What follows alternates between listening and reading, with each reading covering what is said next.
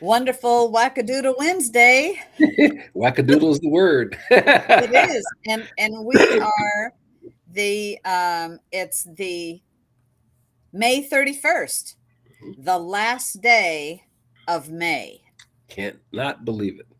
They go by I fast. I know it. I know it. So we've been having, sorry, we're running a little late today. We're having a little bit of technical difficulties, but we're here and we have Jeff Reynolds is working on joining us. And and anyway, we're going to keep on going. While we're working on technical difficulties still a little bit. Listen, hi, Bobby. Nice to see you. We have, I should be able to, let me see. I'm going to add Jeff in here, see if he's able to turn his camera on and get in here and join us. Jeff Reynolds, our founding member of Captive Audience, is going to be joining us tonight. He's having a little bit of signal issues, so we'll see what happens. Jeffrey there? He's trying to be here. So we'll see what happens. But I'll tell you, we're going to be talking about Solomon Yu's, I feel like the 60s, right? Yeah, well, like I said, we're having a little technical difficulties. I think I'm going to turn Jeff off until I can see that he's here, and he'll come back in because something wasn't working there. So this Saturday is the recall of Solomon Yu. And Jeff, I see you and I don't see. Yeah, Don is looking good, isn't he? All right, Jeff. That's what I love. That's why I love Bobby. Okay, Jeff, I don't see your video, but you are here with us. Do we have verbal from him? Do we have voice? No, I don't have anything yet. So while Jeff is working on that, we love having Jeff Reynolds, but sometimes, when you don't have a real good signal, there's issues.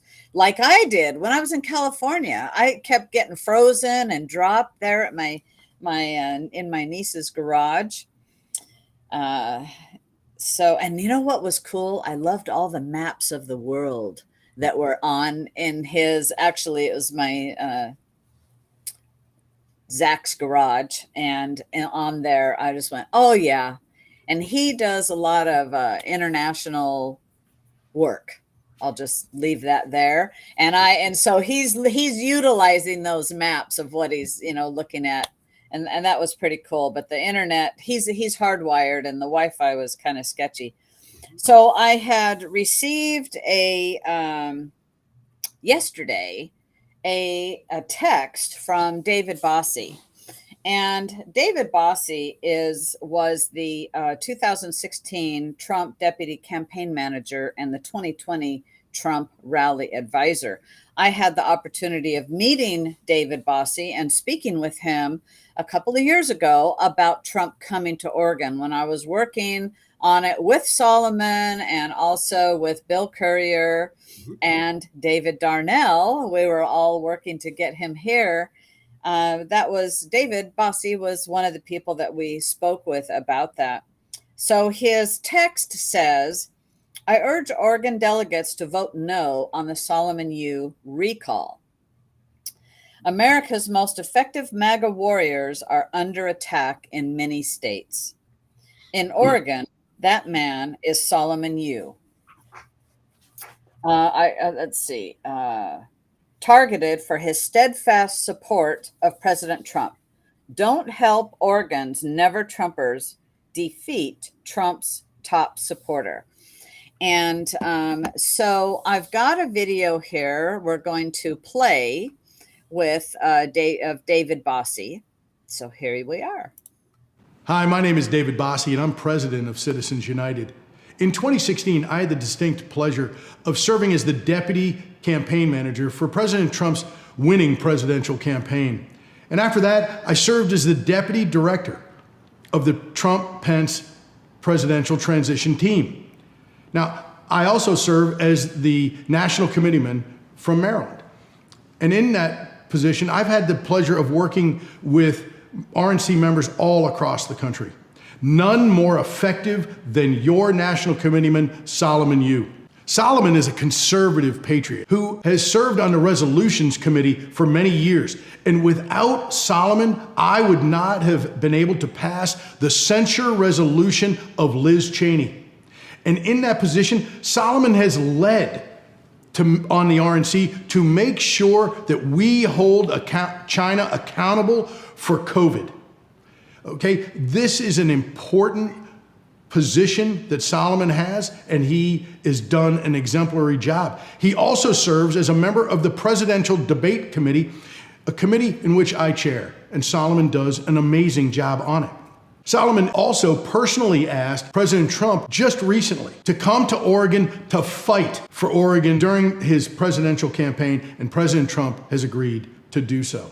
Solomon is a serious, thoughtful, and hard-working member of the Republican National Committee, and Oregon could not be prouder to have him represent you.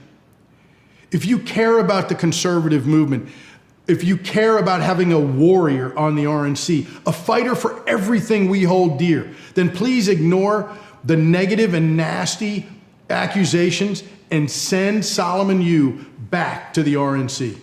Thank you. All right. So, yeah, I so appreciate David Bossie and his making this video and the text that he sent out on behalf of Solomon. And Solomon, what many people don't realize is how well respected he is at the RNC for what he has done for the conservative causes and the conservative movement within the RNC. You know, people are some are left of center, some are right of center in the Republican Party. And, you know, there's no one set way. I mean, we need to be fighting the Democrats, not one another. And there's just truly no litmus test to this. So Lori has asked who and how many get to vote the Solomon recall. Only the delegates, the seated delegates at the State Central Committee meeting on Saturday will be able to vote. An alternate if a delegate isn't there, in every county it varies by how many what the population actually of the voters. And so in Umatilla County there are 3 people, and 3, the chair, the vice chair, and a 3rd delegate. And so it just varies. Some counties it's only 2, and some it might be 8 or it might be 11. And proxies are only if the person is you have to follow the bylaws. So anyway, the short answer is there could be a proxy. For example, if one of ours doesn't, our delegate isn't able to go, there's always alternate delegates. If an alternate delegate isn't able to attend, then it would go to the secretary or the treasurer first. Then beyond that, it could be any PCP in our area, and that would be by proxy. The secretary and the treasurer or another PCP would be by proxy, because all of the voting delegates have alternate delegates. At least they should. Maybe some counties aren't full, and I've got Jeff Reynolds here. Come on in, Jeff. Join the team. All right. Can you hear me now? We can hear you. All right. Okay. I've turned off my video because it sucks up bandwidth, and I sound better if I dedicate all my bandwidth to the audio channel. So hopefully this works. And I apologize for living in a swamp where I'm at the end of the internet. Hey, that's okay as long as the alligators don't get you, you know. And we're just so happy to Hey, have we you just with us. yeah, my kid just saw a baby alligator in our creek that goes right by our house, so we're all excited about that. Well, I'll tell you, I remember a fad. Now, I grew up in the Coachella Valley in Southern California, and I remember of two friends that had little baby alligators in their bathtubs. You know, I mean, like, what are you thinking? You know, like, what are you thinking? But people were, Because they never grow bigger than the bathtub, right? right? You And they grow. were little baby. Well, it became a problem because people flushed them down their toilets. You know, they didn't survive in the water. I don't recall. No, I don't know of any that were let loose in that area, but I did hear about the problem in them in the sewer systems and that from people flushing them down their toilets. These are not pets.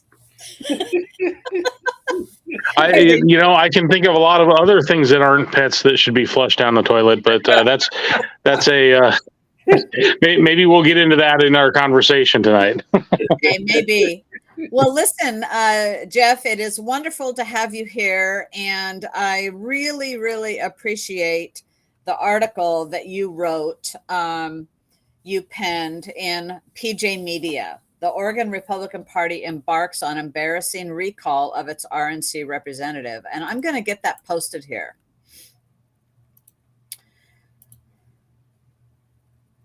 I'm sorry, I did not catch what you said there, Sonny. Well, I was mentioning about your article in PJ Media. Yeah, so I have gathered. I've been through the things before, and I spent 10 years on the executive committee of the Oregon Republican Party, and 4 years as chair of Multnomah County. So I've been through my more than my share of pointless fights. And I was particularly struck by Vance Day's letter on behalf of Solomon Yu to Chairman Wong at the Oregon Republican Party and all of the officers that are involved, because there are so many violations of the bylaws that allowing this to proceed would be completely improper, and it gives Solomon a lot of ammunition for an appeal at the RNC level. It gives him ammunition for a lawsuit. Vance Day even threatened a temporary restraining order if this was allowed to go through without changes to the rules. I mean, there's a lot going on here, and it's all corrupt, and it's all done by some malcontents that you become familiar with after a while when you're in the Republican Party in Oregon. These malcontents have a tangential connection to reality and the rules, but apparently enough of them have been elected to cause a real problem here. Luckily, the bylaws, if they choose to follow any of them, the bylaws require a 2/3 vote to remove Solomon, which is a really high bar for them to meet. And even though they met the criteria for the petition to be heard at a special meeting, that's a much higher bar. So we can only hope that cooler heads prevail, and rational thinking people in that room will realize what a railroad job this whole thing is, and what a complete waste of everybody's time this is. Well, you're absolutely right, and it is. And people do have the right to bring a petition forward. But at the same time, for the secretary to say that the secretary has told members of the ORP that she believes coercion and threats were used by petition gatherers to get signatures, but allow it to go forward anyway. You know, I mean, some of the things in this that are issues with this petition need to be addressed as well, because In fact, I asked, as a voting member, and the chair for Umatilla County, I sent an email to Don. Are you okay? Or are you just kind of chilling there? Yeah. Okay. All Yeah, right. Very good. Someone said, "Are you checking out for a nappy poo there?" Yeah, I want to make sure you're okay. Wow, now that's never happened before. Oh my goodness. No, it hasn't. I could tell it was like one of those 14-hour days. It just got me. I'm back. Okay, great. Well, I just thought I'd check on you. I'm going to have to dial 911 on Don over there. He's gone. But I'm glad you're fine. And you know what? It happens to all of us. But, so back to, some of the things that don't seem to be following bylaws I wrote a letter to the secretary, to Jo Ray Perkins, asking that, which I never got a response back. Was there electronic signatures allowed? Was it only voting delegates? Because no alternate should be able to sign on this. I didn't spell that part out, but it is only voting delegates. It's not just any PCP gets to sign the petition, because I've been through the petition and the recall process before with Marilyn Shannon. And this is not the first time to have experienced this. So, and it's, and I never got a response back. So I don't have any idea. And I think. Well, you're not the only one that hasn't gotten a response there, Sonny. Vance Day, from my understanding, at least as of earlier today, he had still not heard a response on his letter to Chairman Wong from last week. And so he actually wrote the chairman a second letter on his day off on Memorial Day, demanding urgent attention to this. And I don't know if they still have any response from the chairman. The chairman is supposed to be leading this whole thing.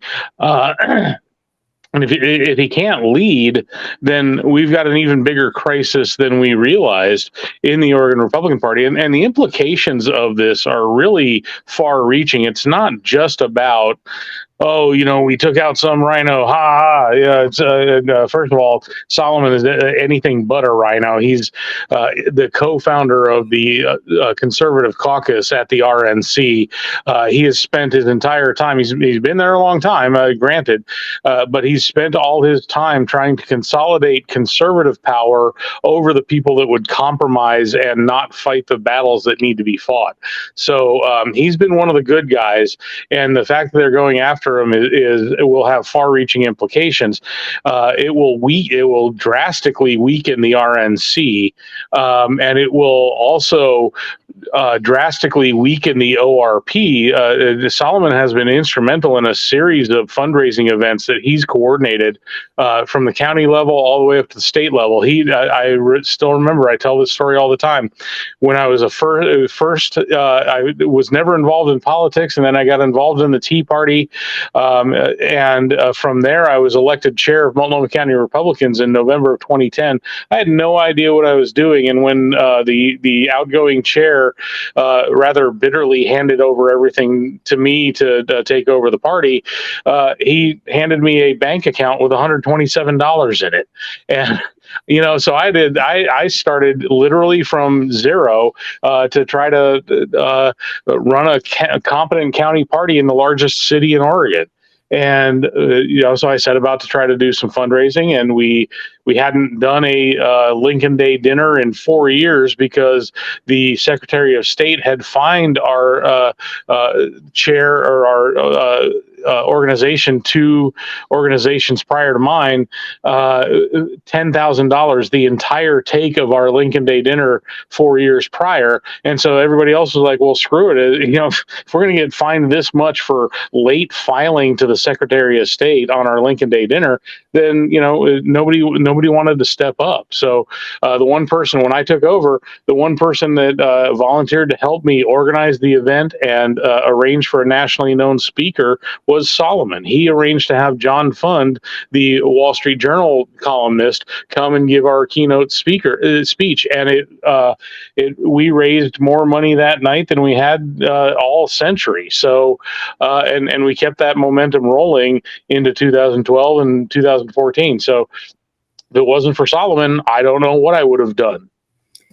Well, I hear you. You know, he has helped us over here with fundraisers and getting guests for our Lincoln Day dinner or another type of an event, you know, to help with fundraisers, able to help bring in great speakers. And he's done the very same thing at the RNC level. He has organized events for the RNC as Of well. course.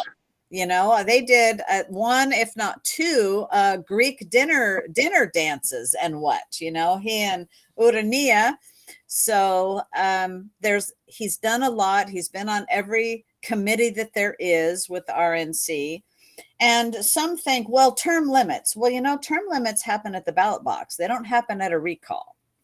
And if a person isn't performing, then that's one thing. But a person that is performing and doing their job as defined in the bylaws of our state party and in the bylaws and the rules of the RNC, frankly, you know what? I don't feel that, well, first of all, I don't feel any of this holds water, but there isn't anything that's holding this up for sure. What's the rationale given? Well, Sonny, hang on a second, Jeff. Don, what'd you say? I'm sorry. What's the rationale given? Have they given any rationale around why? You know, there isn't rationale. There's a lot of accusations, and Jeff can probably, since he did a lot more research on this, and he is so eloquently speaks. But there isn't rationale to this. There's 23 pages or many pages of accusations, some of which are 20 years old or so. Yeah, no, that's right, Sonny. It's actually 37 pages, and a lot of it is the same crap they brought up in 2008 when a former state chair accused Solomon of trying to undermine him. When Solomon was actually trying to clean up the RNC, when a RNC chair was blowing a lot of money on things like suits and strip clubs and stuff like that, and wasting money and not in activities that have nothing to do with electing Republicans to office. So, and that was a personal friend of our former chair, so he got all pissed off, and so it's just the same old factional crap that people have been trying to relitigate over and over for 2 decades. It didn't hold water then; it doesn't hold water now. And as Solomon points out, he's got a very solid point here. This is not a court of law. However, this is something that violates the spirit of the United States Constitution and our protection against being prosecuted twice for the same crime. He's faced all these accusations in the past. They've brought up new stuff that doesn't have any basis in fact. They accuse him of absconding with funds from one of the PACs that he's involved in. No proof provided whatsoever. It's innuendo and made up stuff. There is absolutely no substance to this recall petition whatsoever. And we can confirm that folks were told that there would be consequences if they didn't vote yes on the recall, as from the from the ORP level as far as fundraising is concerned. Not like the ORP has ever helped the counties to begin with. I always felt like, except in extreme cases like with Solomon, I was on my own otherwise and didn't get any support from the ORP. Which I preferred it that way, frankly, because I kind of knew what I was doing. But anyway, the point is that they've made up a whole bunch of stuff, and none of it holds water. They've dredged up a bunch of stuff that was brought up at this bogus ethics committee that was put together as an ad hoc committee that didn't include people inside the party. The ethics committee started with a an end goal in mind and threw together a bunch of crap in a report to make it seem like their preconceived conclusion was reached. This was in 2014 or 15. So I mean, it's all stuff that's already been dealt with. They tried to put some lipstick on the pig by making up new allegations that don't hold any water. It's all crap, and it's a very suspicious effort as we go into, because first of all, Solomon's up for re-election in 2024 anyway. Why do this now? There is no reason to be doing this now unless you have some ulterior motive, like, I don't know, torpedoing the election for president, the primary and the general election coming up in 2024. Yeah, and that's actually what my thought is, that I believe is trying to happen. And I do believe that it's a lot of many never Trumpers and more of a liberal side of the Republican Party that are trying to sanitize the conservatives and the conservative side of the I would. Yeah, I'm not sure I fully. I mean, there's some elements of that, but the liberal parts of the Republican Party are the sort of the elites, the lobby, the House caucus, the Senate caucus, those types of folks that make the deals behind the closed doors in Salem. And the donor class and those folks, and those are the liberals, and I don't think they really pay close attention to the day-to-day operations of the party. What I think this is now, there is some of that, I believe, but I don't believe that's the main driver. Okay. What I believe this is just malcontents, and there's a lot of folks involved with the recall that have a criminal past, including felonies. This is sort of the Michael Cross wing of the Republican Party. If you remember Michael Cross running for Secretary of State as a Republican and then running for governor as a Democrat, that guy had a rap sheet a mile long and pretended to be a Republican, and then when he didn't get his way, he used that as an excuse to try to tear down the party. This is the same exact element, and Michael Cross wasn't the first. He won't be the last. And again, there are at least 4 people involved in this effort that have a long criminal history, including felonies. So it really is sort of a chaotic movement. But I will say this, can you think of any other movement we've seen in the national news recently that used the criminal element to foment dissension and chaos? Yes. I think that's the camel's nose under the tent for the hard left to undermine and infiltrate what the conservatives are trying to do, because they know, they saw it in the Tea Party years. We consolidated power, and we were able to produce a 30-30 split in the Oregon House and a 14-16 deficit in the Senate. We could have stopped any bill we wanted to, but the Republicans that got elected were squishes that rolled over and made deals behind closed doors and compromised instead of stopping Obamacare when they could have stopped it in its tracks. So there is some sort of synthesis there. I don't think it's a direct connection, but I think that the people that are driving this or have a strong interest in seeing the conservative movement not consolidate in the state of Oregon are using, in some cases, the criminal element to drive wedges. That absolutely, that makes sense to me, because it is so strange. We're here in Oregon, we've only got population just over 4 million people. And right. There are a lot of conservative people, even in the NAVs, the unaffiliated voters. And we have a lot of conservative people, and it's just small pockets in the populace, of course, that's in of liberals in this state. And it just, I have seen through my time of being involved in the Republican part of politics in the party, I have definitely seen people that I felt like was working against the party and against its success. Absolutely.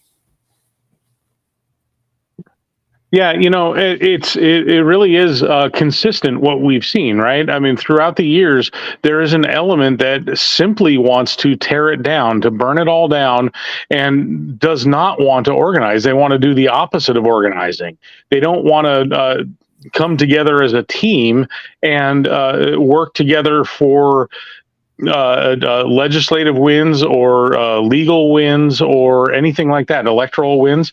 In fact, the folks that are involved in this recall, I know all of them, or at least I know a lot of them personally. Some of the new ones I have never met, but none of them have been involved consistently in winning elections.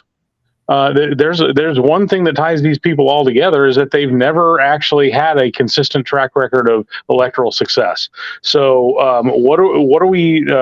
Why are we allowing these people to take over the party when they don't even know how to organize? They don't know how to bring together a county and organize volunteers and deploy resources. That's my admonishment to all conservative-minded folks in Oregon. The party belongs to whoever shows up. We've said this over and over, year after year, but it really is true. The party the only people that ever run for office are the officer positions, I should say, are the people that are PCPs first. And when those PCPs are dominated by this class of individuals, the more upstanding members of our communities, this is what we end up with. So if we don't wish to see the Oregon Republican Party self-immolate, everybody needs to get involved. Very true. Very true. That's what got me involved, is to make a difference in my community and my county, but more importantly, our state, because I happen to live in a very conservative county. But even here, we can have issues. I know that there's a lot of Democrats in Umatilla County that are kind of running the show, even though we have so-called Republicans that are elected. And it takes all of us sweeping our own side of the street to collectively then make all the big change, and we should be fighting the Democrats and not one another. And that's why I feel people that really have the best interest of the Oregon Republican Party as well as the RNC at heart are misguided with this recall. One thing you have to give Democrats credit for is they've always been a lot better at identifying an objective and then being single-minded about that.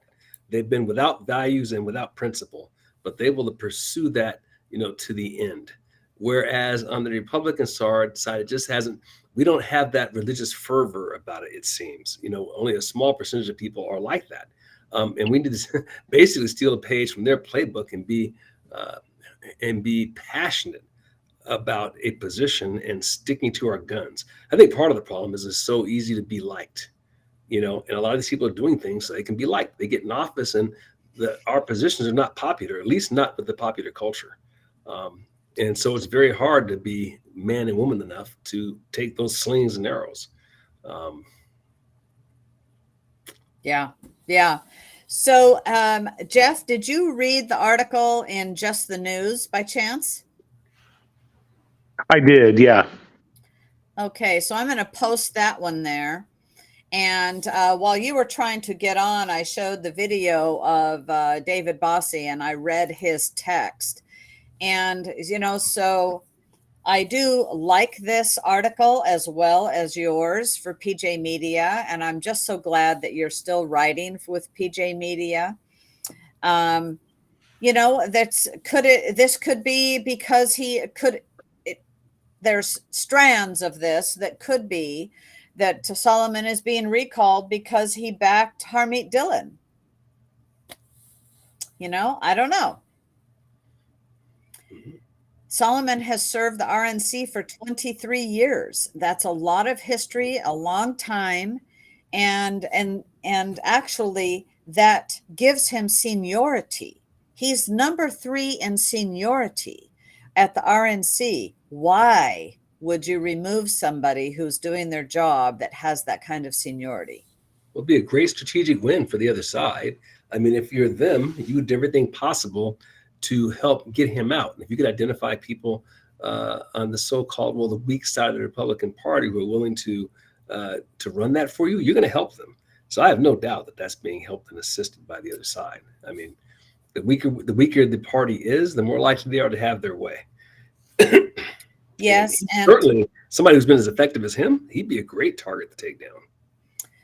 Yes, and that might be, part of what this is. And unfortunately, our National Committee woman, Tracy Honnell, supports this recall, which I find really surprising. When I read that quoted in this article here, that she supports this recall, I just went, wow.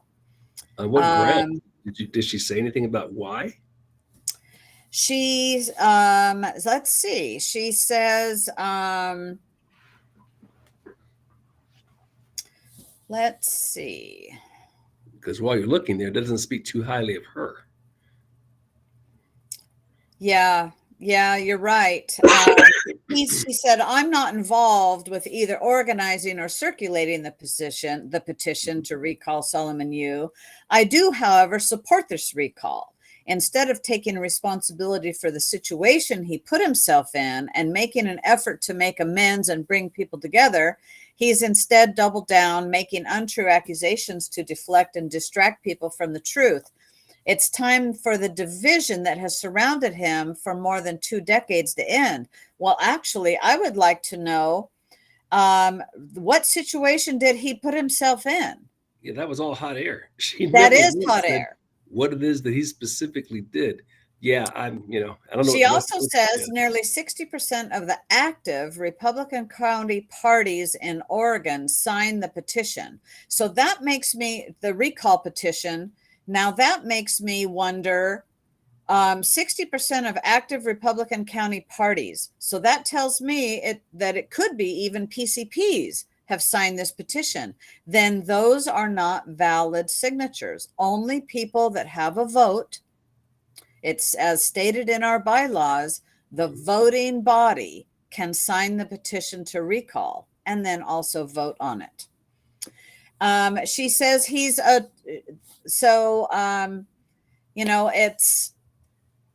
also questioned. She goes on, she doesn't have anything to truly base this on. She says that she's questioned why Solomon's demanding a different set of rules for him than the rules his close allies demanded when they launched a recall against former ORP chairwoman Susan Gallagher and former National Committee woman Marilyn Shannon. Well, Susan Gallagher resigned when the recall was going to happen. She just resigned. And that was a very good thing. She was quite an ineffective leader of the Oregon Republican Party. It was about the time that I was getting involved. And the National Committee woman, Marilyn Shannon, this is the very same rules. It's there's no difference. Yeah. Maybe the difference is Solomon hired a lawyer to defend himself, that Marilyn Shannon did not.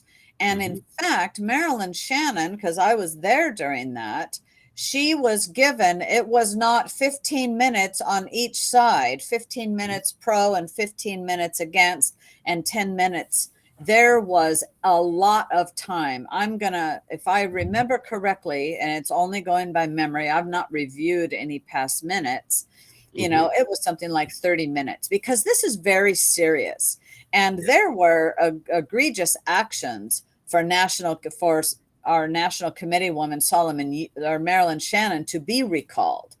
She was actually bashing Solomon Yu at the RNC level when he had fellow RNC members coming and going, why is she doing that?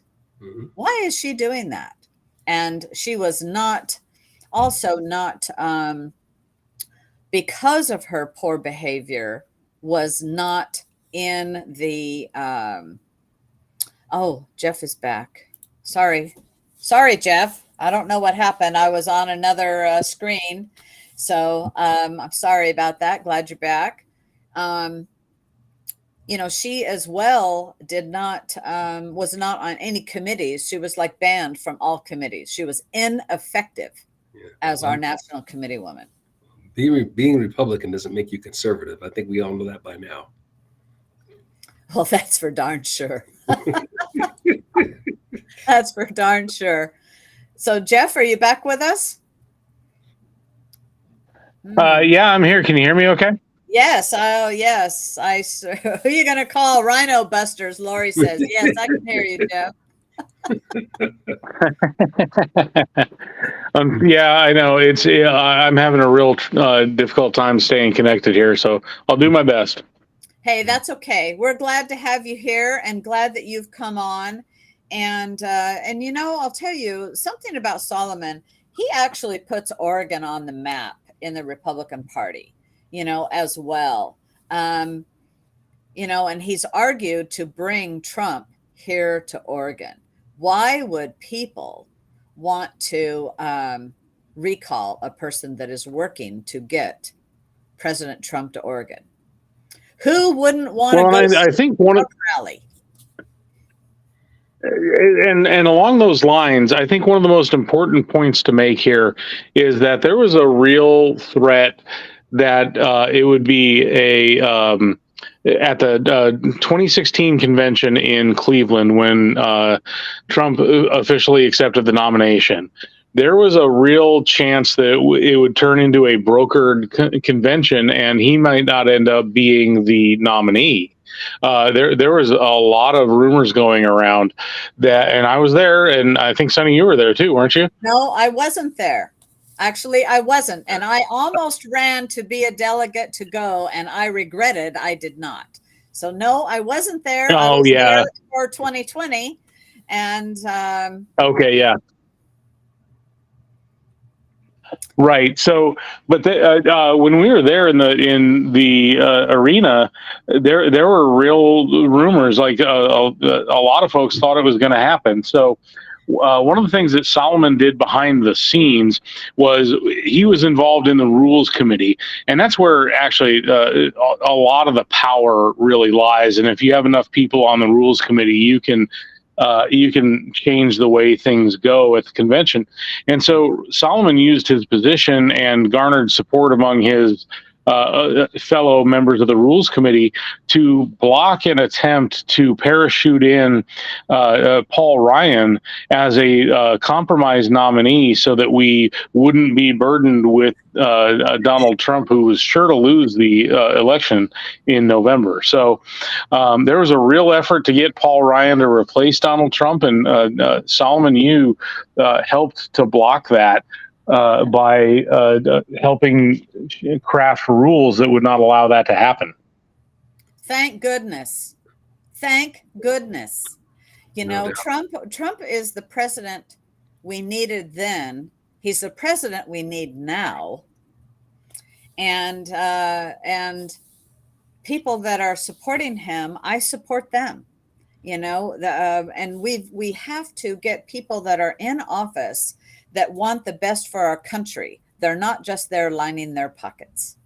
Well, there's got to be a real fear of him coming to Oregon, because the reality is if he came to Oregon, the turnout would be sensational. It would be massive. It would be. Yeah, I'm not saying he'd win the state, but man, there is a lot of conservatives still. We forget this. The concentration of leftists are all in like 3 counties here, and all the other counties are not that way. No, they're not. And you know what? More and more Democrats are leaving the Republican Party. Just look at what they're doing. Our governor, she's awful. Her ratings are awful. There's nothing's getting better here in the state of Oregon by any means. And I'm just jealous that you left, Jeff Reynolds. Yeah, I know. That was I banged my head against that wall for 10 years. I did as much as I possibly could, but at some point you just gotta cut bait, Right. What is it like to be around sane people? Yeah. And so, hey, weird. I'm putting a Twitter feed of David Darnell in the chat right now, because he has also posted, he was right with you, Jeff Reynolds, within the Oregon Tea Party. I came a little bit later, but I jumped right in with you guys, definitely with both feet, because that's where I am comfortable, but so he's got a great talking about a great feed here about how the Oregon Republican Party in 2009 and 10 flooded the Oregon GOP county parties, and they swelled the PCP ranks, and talking, and he goes on through this thread, just the very same thing that you had said, that 2010 general election brought a 30-30 split to the Oregon House. And, and then he goes on with more history of our party. And unfortunately, when, let's see, it would be 3 chairs ago, when Dallas Hurd got elected, many people resigned, and that really left a vacuum. And we gave up a lot more ground than we should have within our party. And that really, really changed things even more so, because I thought that had Courier, which I ran for vice chair at that time, I thought had we won, we really had the momentum, we had the team, the money, and everything moving in the forward direction to absolutely win the governor's race in Oregon.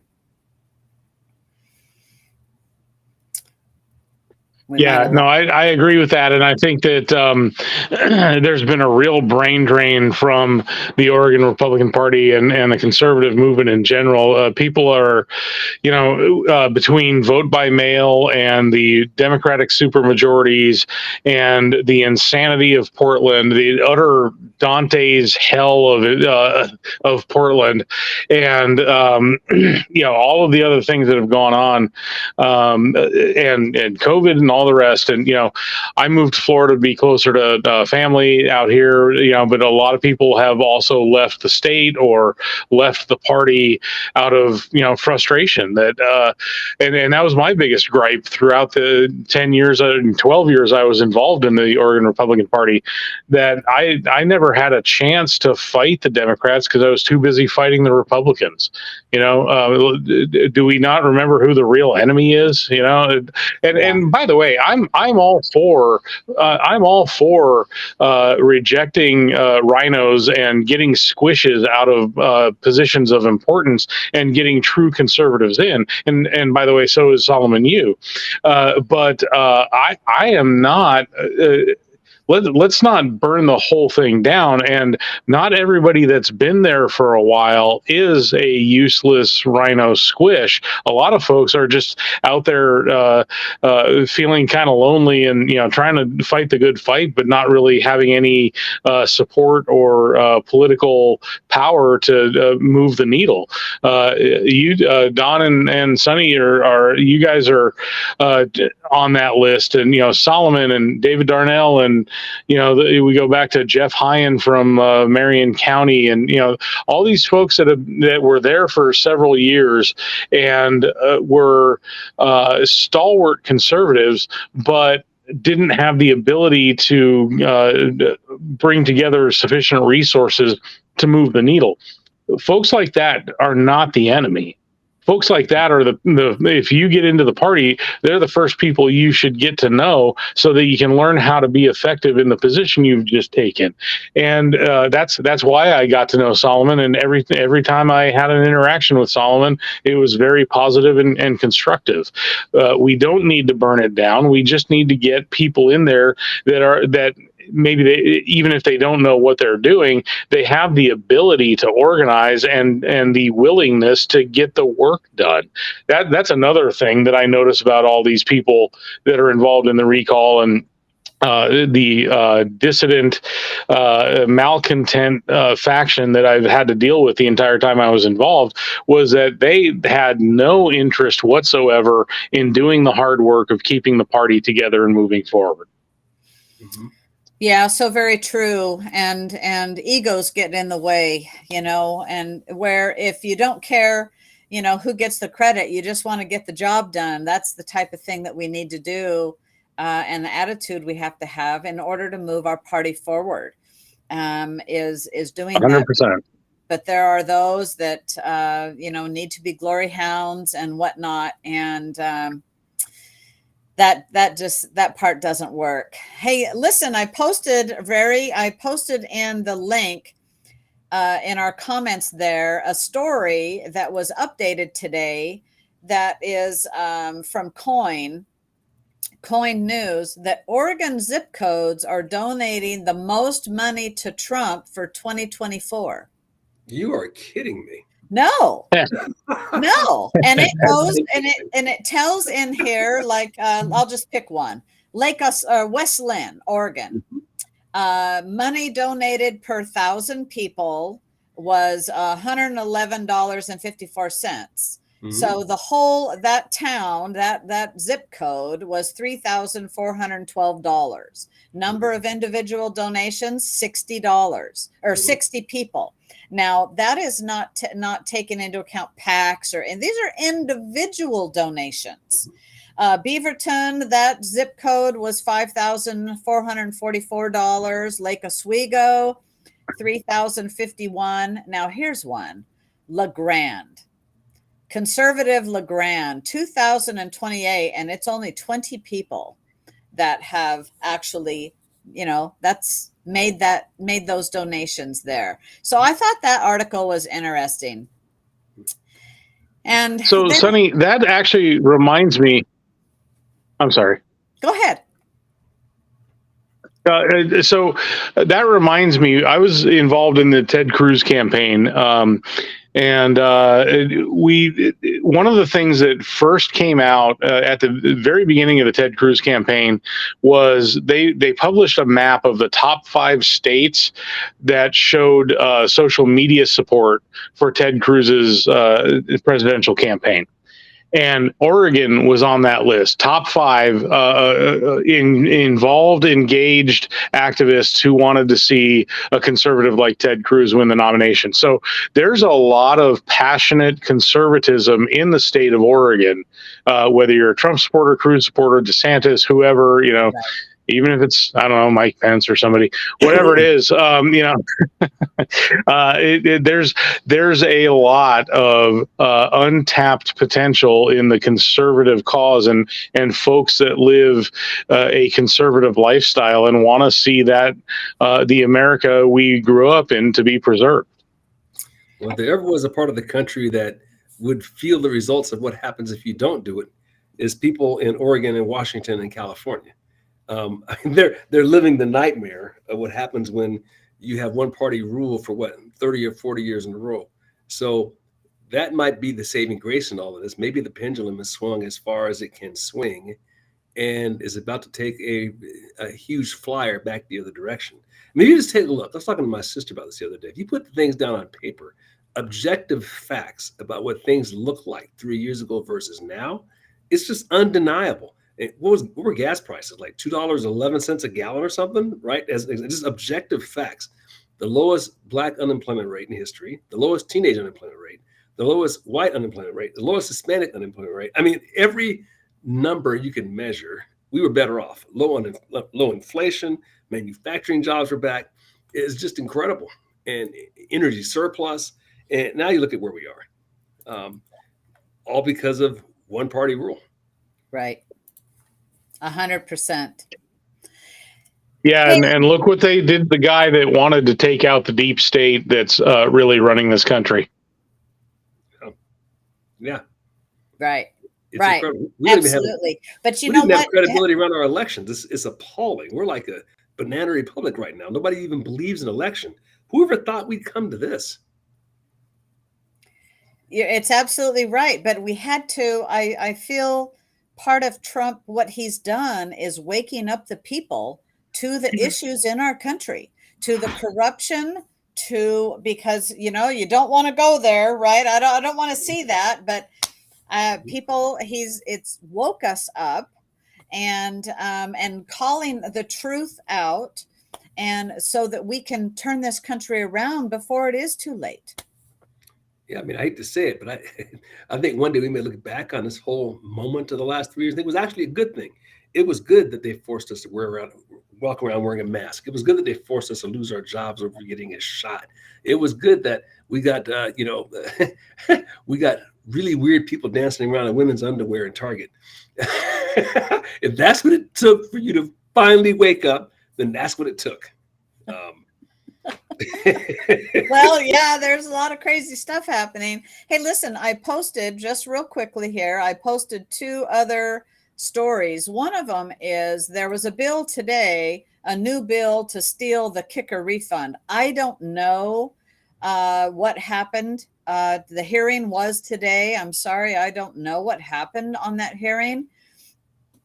And then another bill is Senate Bill 1103 bans state politicians from moonlighting. And that is an absolute, that has to do, with the Secretary of State, Shamia Fagan, who just resigned over her 2 moonlighting jobs that she had. So there's some legislation that is coming down that would be good, but we've got to get past this really awful legislation that our Republican senators are going, we're not passing. We're not passing. We'll see you at the end of session. And I fully support what they're doing for sure. Hey, Jeff, thank you so much for joining us tonight and giving of your time and working through your technical difficulties. It's always fun to have you on here, and we really, really, really appreciate it. So do you have any last words? I'll tell you, Sonny, there aren't too many things I miss about Oregon, but this program, you guys hanging out and chopping it up and talking to all the folks that are listening. That was one of the highlights for me. So I always love coming back and seeing how things are going and getting a reminder why I left. So thanks. Oh